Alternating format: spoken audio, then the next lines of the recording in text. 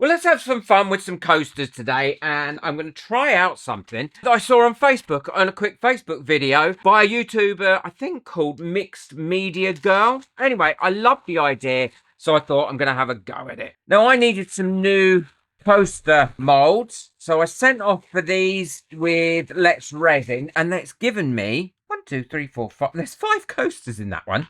It's unusual. You only normally get 4. But there's 5 coasters in that one, and they fit into this. It was great value. And if I've got a discount code, I will leave that in the description below. Today, I'm going to be using the square ones and the round ones. And I'm also going to be using alcohol inks as well. Now, unfortunately, I do have to send away for new coaster molds every now and again, because when you've used them quite a lot, and as many times as I've used them, then they lose their shine. So we do have to replace them now and again. But if you take care of your molds, then you'll get a lot more use out of them. And what I always suggest is before you put them away and store them, give them another little quick spray. You don't need much, just a very light spray, and that will help you get a lot more life out of your molds. Oh, sorry about rabbiting on.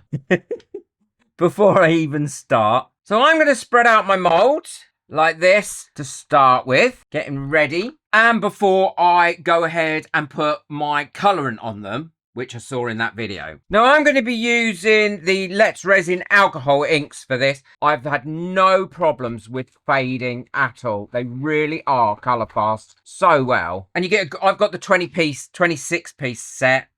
Again, I'll link it in the description below. I always give my alcohol inks a really good shake before I use them because they do settle, especially the metallic ones. So now what I've got is these shaken up, and I'm going to start to put my colours in. And all she was doing was she was rolling her colours in like this and just doing a pattern like this. Now on silicone, they are going to go dotty like this, especially when you've got a really clean silicone mould like I have because they're brand new. And all I'm doing is putting some in there like that in a bit of a pattern.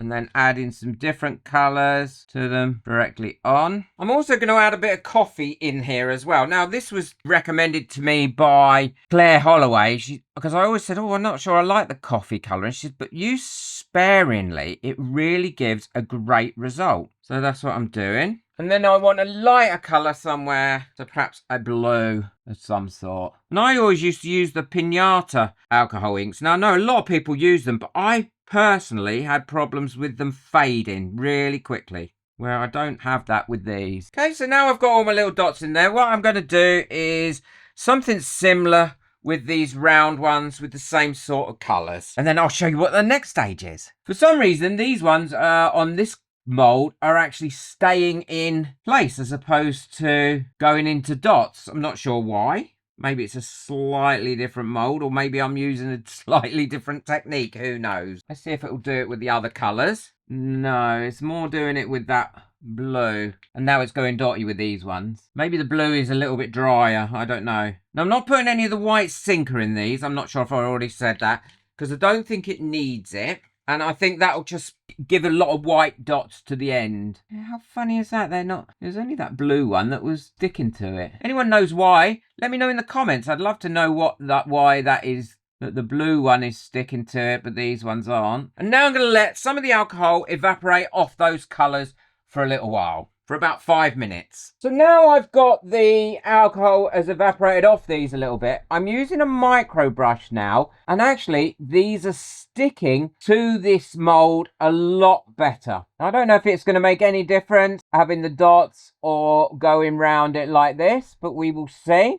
And now I'm going to mix my resin up. And if you're making coasters, always remember, use a good quality heat resistant resin, and also make sure that you let your resin coasters cure up for about 4 weeks before you sell them, because then they'll be perfectly cured and they won't warp as easily. So I've got all my resin mixed up now, and what I'm going to do is pour these in nice and slowly, but from the center of the actual coaster. And I'm going to pour it in slowly, hoping that that's going to lift up some of these colors and blend them in. And that's why I let it dry a little bit first before I poured my resin. Now, I'm not sure if that was the right move, or maybe I should have done it when it was a lot wetter than this. We'll see in a minute. Yeah, I think I would have been better off doing this, having my resin mixed up and then pouring this on straight away, as opposed to letting it dry out a bit. Yeah, I definitely think that is not moving around as much as I would like it to move around. So what I'm going to do is leave my resin in there ready mixed up.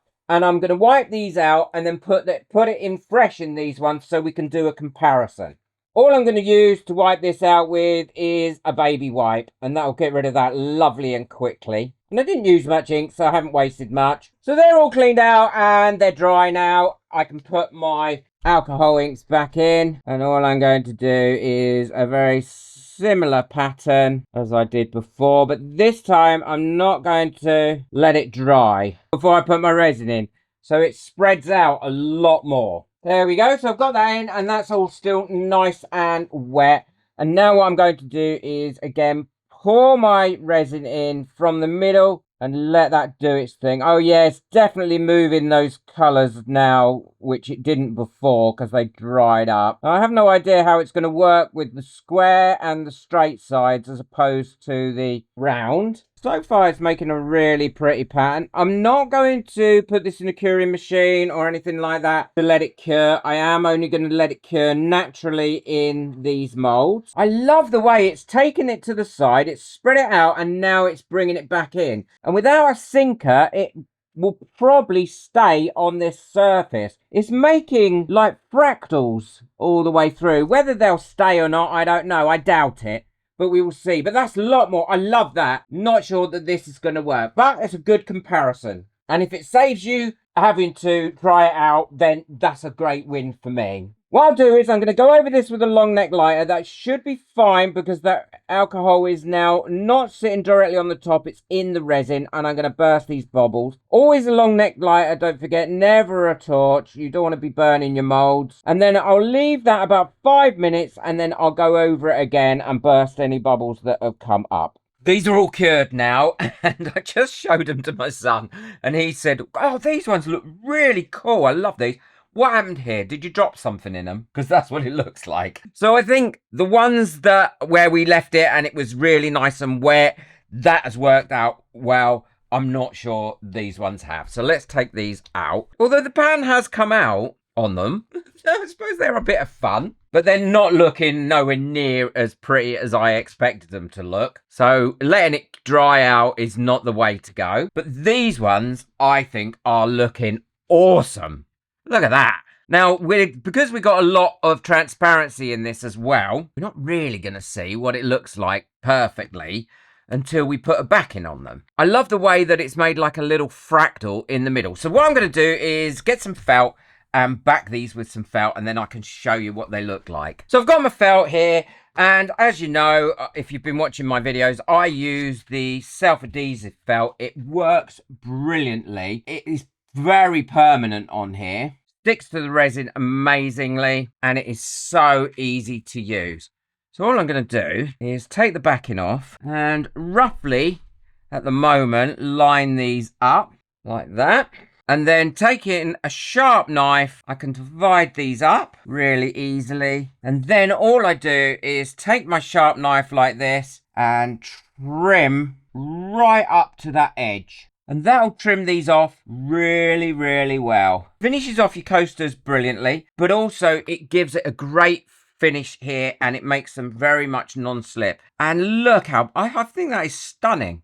I absolutely love that. And I'm not sure if it's showing how multi-layered it is where it came over the top. I'm going to finish those off and show you what they look like finished. So they're all done now, and they're all lovely and covered in felt. I'm really pleased with these. Obviously, they're not going anywhere because my son now said he wants them. So I'm going to leave these to fully cure up now for the next 4 weeks, and then I will give him to him. But I think they've come out brilliantly. These ones not so much, but at least we learn there. And I think doing it in the round molds or some other shape molds, you're going to get some great effects either way. Hope you've enjoyed this video. Check out the one that's coming up next on how to get the most from your coasters and get the best price for them.